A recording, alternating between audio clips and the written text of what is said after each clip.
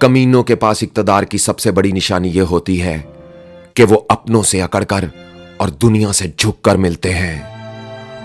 اور اگر تم کسی بارش عمر رسیدہ اور تکبر والے شخص کو دیکھو کہ جس کی زبان گالی اور جھوٹ سے آلودہ ہو، تو فوراً نتیجہ نکال لو کہ یہ برائی ان بے شمار برائیوں میں سے ایک ہے جو اس کے سینے میں چھپی ہوئی ہیں۔ صورت دیکھ کر بھروسہ کرنے والے کی مثال اس اندھے کی سی ہے جو آنکھیں ہونے کے باوجود دیکھ نہیں سکتا۔ جس ملک کے صاحب اقتدار لوگوں کی اولادیں کھرب پتی بن جاتی ہیں، اسے اپنا خالی کشکول پکڑ کر بھکاریوں کی طرح در در بھیک مانگنی پڑتی ہے۔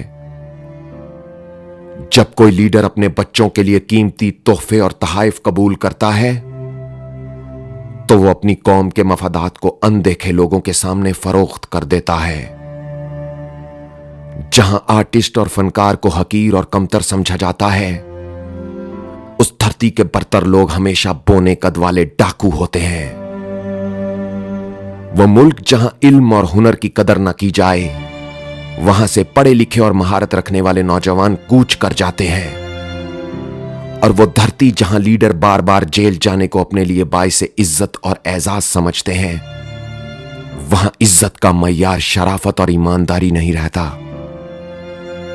کسی نے درویش سے پوچھا کہ نفرت اپنا پکا گھر کہاں بناتی ہے، تو درویش نے جواب دیا، جہاں انسانوں کو ایک دوسرے سے مختلف سوچ رکھنے کی وجہ سے تقسیم کیا جاتا ہے، وہیں شدت پسندی، جہالت اور نفرت اپنا پکا گھر بناتی ہے۔